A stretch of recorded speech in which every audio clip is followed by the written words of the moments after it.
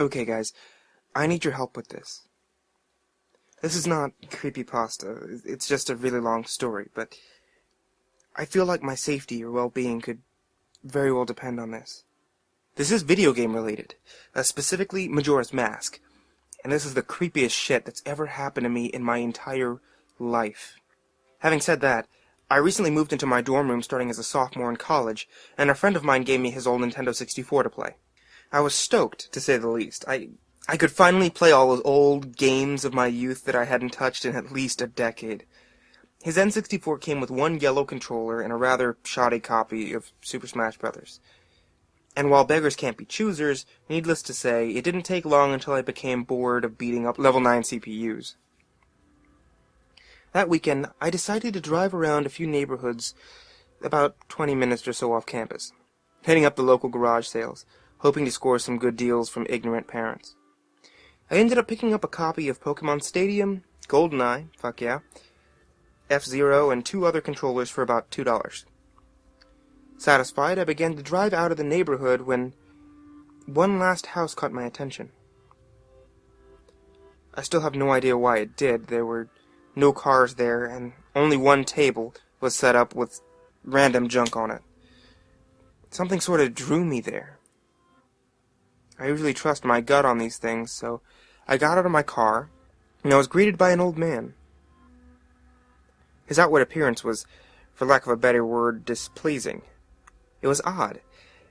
If you ask me to tell you why I thought he was displeasing, and I couldn't really pinpoint anything, there was just something about him that put me on edge.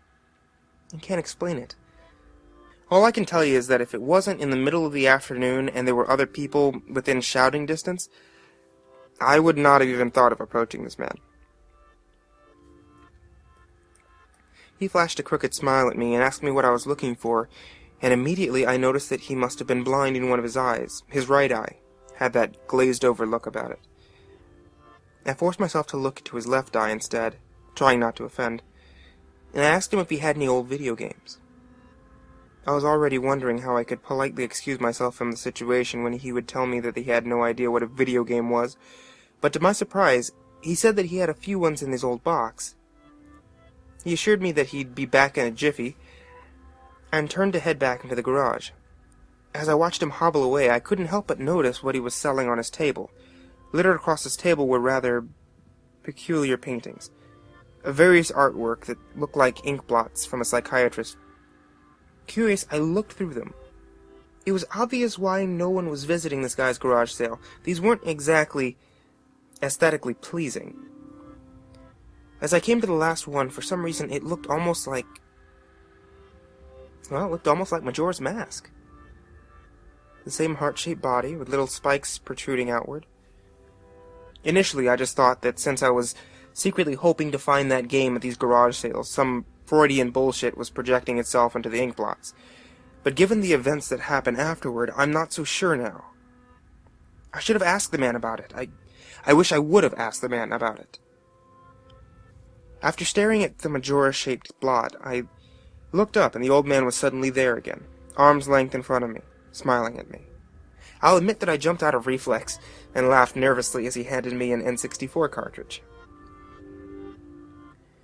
It was the standard gray color, except that someone had written Majora on it in black permanent marker. I got butterflies in my stomach as I realized what a coincidence this was and asked him how much he wanted for it. The old man smiled at me and told me that I could have it for free. That it used to belong to a kid who was about my age that didn't live here anymore. There was something weird about how the old man phrased that. But I didn't really pay any attention to it then. I was too caught up in not only finding the game, but getting it for free. I reminded myself to be a bit skeptical, since this looked like a pretty shoddy cartridge and there was no guarantee it would work, but then the optimist inside me interjected that maybe it was some kind of beta version or pirated version of the game. And that was all I needed to be back on Cloud 9. I thanked the man. The man smiled at me and wished me well, saying, "Goodbye, then." At least that's what it sounded like to me. All the way in the car ride home, I had a nagging doubt that the man had said something else. My fears were confirmed when I booted up the game. To my surprise, it worked just fine. There was one save file, named simply Ben. "Goodbye, Ben," he was saying.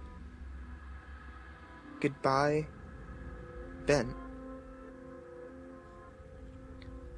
I felt bad for the man, obviously a grandparent and obviously going senile, and I, for some reason or another, it reminded him of his grandson, Ben. Out of curiosity, I looked at the save file, eyeballing it. I could tell that he was pretty far in the game. He had almost all the masks, 3/4 remained of the bosses. I noticed that he had used an owl statue to save the game. It was on day 3, and by the stone tower temple, with hardly an hour left before the moon would crash. I remember thinking it was a shame that he had come so close to beating the game, but he never finished it. I made a new file named Link, out of tradition, and started the game, ready to relive my childhood. For such a shady-looking game cartridge, I was impressed at how smoothly it ran, literally like a retail copy of the game, save for a few minor hiccups here and there, like textures being where they shouldn't be, random flashes of cutscenes at odd intervals, but nothing too bad. However, the only thing that was a little unnerving was that at times the NPC would call me Link, and at other times they would call me Ben. I figured it was just a bug, a fluke in the programming, causing our files to get mixed up or something. It did kind of creep me out, though, after a while. And it was around after I had beaten the Woodfall Temple that I regrettably went into the save files and deleted Ben. I had intended to preserve the file just out of respect for the game's original owner, not like I needed 2 files anyway, hoping that it would solve the problem. It did, and it didn't. Now NPCs wouldn't call me anything. Where my name should have been in dialogue, there was just a blank space. My save file name was still called Link, though. Frustrated, in with homework to do, and put the game down. I started to play the game again last night, getting the lens of truth and working my way towards completing the Snowhead Temple. Now, some of you, more hardcore Majora's Mask players, know about the 4th day glitch. For those of you that don't, you can Google it. But the gist of it is that right as the clock is about to hit 000 on the final day, you talk to the astronomer and look through the telescope. If you time it right, the countdown disappears, and you essentially have another day to finish whatever you were doing. Deciding to do the glitch to try and finish the Snowhead Temple, I happened to get it right on the first try, and the time counter at the bottom disappeared. However, when I pressed B to exit the telescope, instead of being greeted by the astronomer, I found myself in the Majora's boss fight room at the end of the game, the trippy boxed-in arena, staring at Skull Kid hovering above me. There was no sound, just him floating in the air above me, and the background music, which was regular for the area, but still creepy. Immediately, my palms began to sweat. This was definitely not normal. Skull Kid never appeared here. I tried moving around the area, and no matter where I went, Skull Kid would always be facing me, looking at me, not saying anything. Nothing would happen, though. It was kept up for about 60 seconds. I thought the game was bugged or something, but I was beginning to doubt that very much. I was about to reach for the reset button when the text appeared on my screen. "You're not sure why, but you apparently had a reservation." I instantly recognized the text. You get that message when you get the room key from Anju at the Stockpot Inn. But why was it playing here? I refused to entertain the notion that it was almost as if the game was trying to communicate with me. I started navigating the room again, testing to see if that was some trigger that enabled me to interact with something here. Then I realized how stupid I was, to even think that someone could reprogram the game like this, That was just absurd. Sure enough, 15 seconds later, another message appeared on the screen. And like the first one, it was already a pre-existing phrase. Go to the lair of the temple boss? Yes? No? I paused for a second, contemplating what I should press, and how the game would react. When I realized that I couldn't select no, taking a deep breath, I pressed yes, and the screen faded to white, with the words "Dawn of a New Day." Where I was ported to filled me with the most intense sense of dread and impending fear I had ever experienced. The only way I can describe the way that I felt is having this feeling of inexplicable depression on a profound scale. I'm normally not a depressed person, but the way I felt here was a feeling that I didn't even know existed. It was such a twisted, powerful presence that seemed to wash over me. I appeared in some kind of weird Twilight Zone version of the clock tower. I walked out of the clock tower, as you normally do when you start day 1, only to find that all of the inhabitants were gone. Usually with the 4th day glitch, you can still find the guards and the dog that run around outside the tower. This time, they were all gone. What replaced them was the ominous feeling that there was something out there, in the same area as me, that was watching me. I had 4 hearts to my name, and the hero's bow. But at this point, I wasn't even considered for my avatar. I felt that I personally was in some kind of danger. Perhaps the most chilling thing was the music. It was the Song of Healing, ripped straight from the game itself, but it played in reverse. The music would get louder, building up as if you should expect something to pop out at you, but nothing ever did. And the constant loop began to wear on my mental state. Every now and then, I would hear the faint laugh of the happy mask salesman in the background, just quiet enough so that I wasn't sure if I was hearing things, but just loud enough to keep me determined to find him.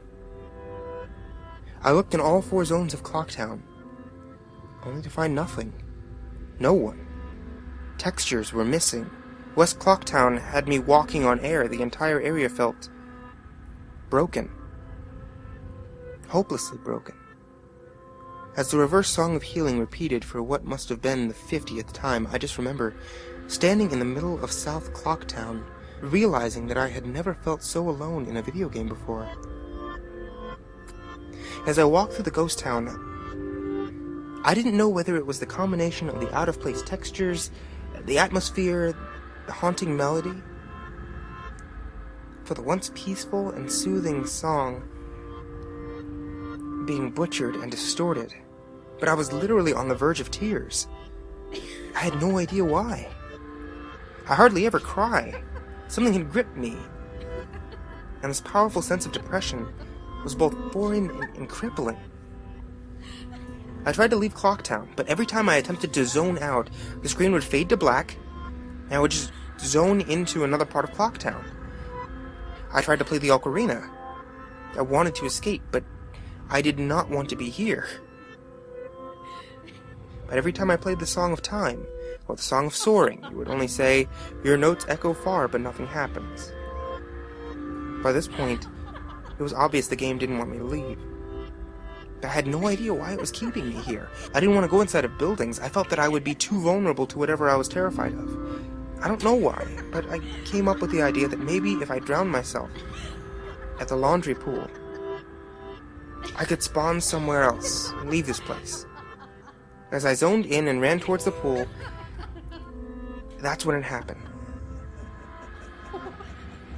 Link grabbed his head, and the screen flashed for a brief moment of the happy mask salesman smiling at me. Not Link, me, with the Skull Kid's scream playing in the background. And when the screen returned, I was staring at the Link statue from playing the song Elegy of Emptiness. I screamed as the thing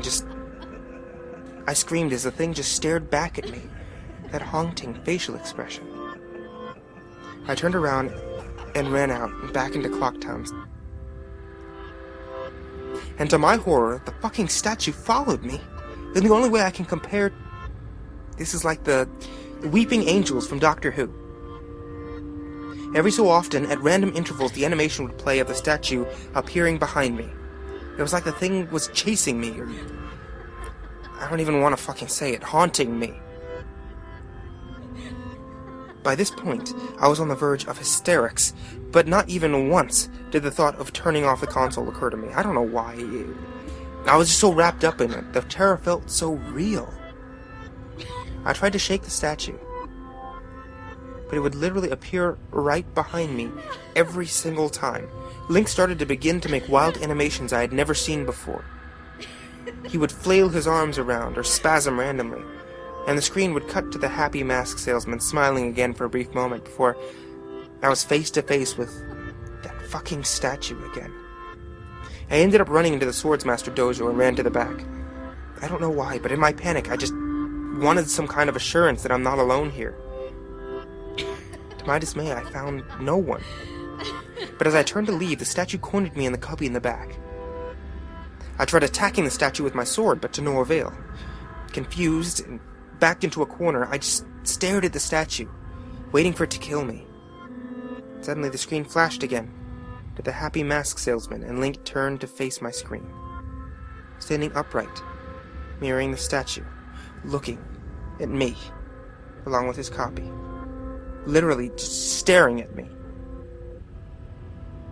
Whatever was left of the fourth wall was completely shattered while I ran out of the dojo terrified. Suddenly the game warped me into an underground tunnel, and the reverse song of healing queued up again, as I was given a brief moment of rest before the statue started appearing behind me again, this time aggressively. I could only take a few steps before it would summon behind me again. I hurriedly made my way out of the tunnel and appeared in Southern Clocktown. As I ran aimlessly in sheer panic, suddenly a Redead screamed, and the screen faded to black as the dawn of a new day appeared again. The screen faded in, and I was standing atop the clock tower with Skull Kid hovering over me again. Silent.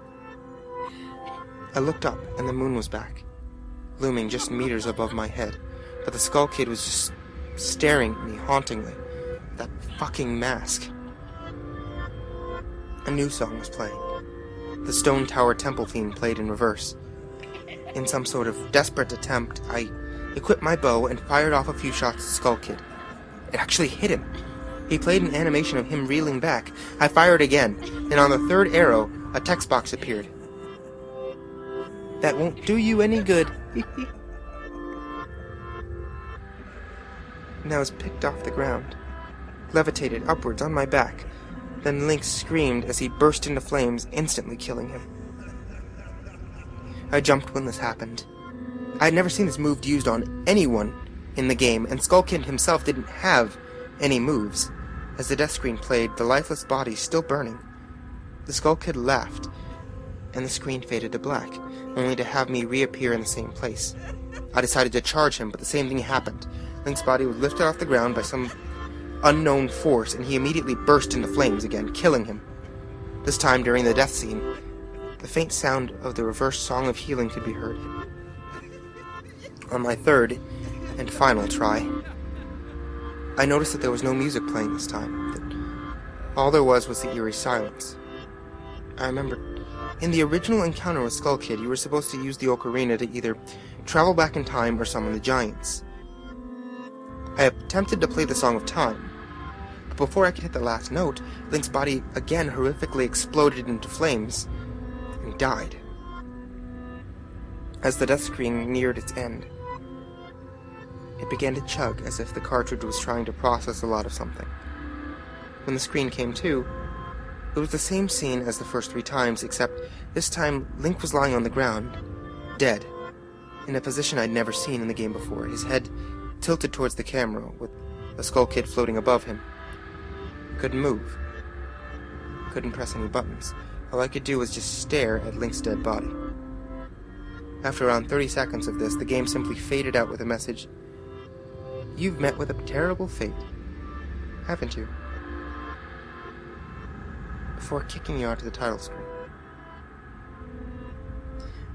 Upon getting back to the title screen, and starting again, I noticed my save file was no longer there. Instead of Link, it was replaced with Your Turn. Your Turn had 3 hearts, 0 masks, and no items. I selected Your Turn, and immediately when I did, I returned to the clock tower rooftop scene with my Link dead and Skull Kid hovering over me, with the Skull Kid laughing, looping again and again. I quickly hit the reset button, and when the game booted up again, there was one more save file below Your Turn, entitled Ben. Ben's save file is right back where it was before I deleted it, at the Stone Tower Temple, with the moon almost crashing. I turned the game off at this point. I'm not superstitious, but this is just way too fucked up, even for me. I haven't played it at all today. Hell, I didn't even get any sleep last night. I kept hearing the reverse song of healing music in my head, and just remembering the sense of dread I felt exploring Clocktown. I drove back to the old man's house today and asked him some questions with a buddy of mine. No way I was going there alone. Only to find out that there was a for sale sign in the front yard. And when I rang the doorbell, no one was home. So now I'm back here, recording the rest of my thoughts. Recording what happened. Sorry if some of this has, some grammatical errors and whatnot. I'm running on no sleep here. I'm terrified of this game. Even more so now that I've relived it a second time from saying it out loud. I feel like there's still more to it than meets the eye, and that there's something calling to me to investigate this further. I think Ben is something in this equation, but I don't know what. And if I could get a hold of the old man, then I would be able to find some answers. I need another day or so to recuperate before tackling this game again. It's already taken a toll on my sanity, I feel like. But next time I do this, I'm going to record my footage all the way through. The idea to record only came to me towards the end, so you see the last few minutes of what I saw, including Skull Kid and the elegy statue, but it's on YouTube here. I'm going to stay on for a little while longer before I fall asleep to answer any questions you guys might have, or hopefully listen to your ideas or theories to help me shed some light into this, or maybe things that I should try to do. I think I'm going to play Ben's file tomorrow to see what happens. Maybe I could, maybe I was supposed to do that all along. I don't believe in paranormal shit, okay? But this was just... this is a little fucked up. Maybe this Ben guy is just a really good hacker. Programmer. I don't want to think about the alternatives if he isn't. That's the end, I guess. Hoping that maybe this is some kind of running gag that the developers had, and the other people had gotten gagged or hacked copies of the games like this. It's just, it's just really scares me.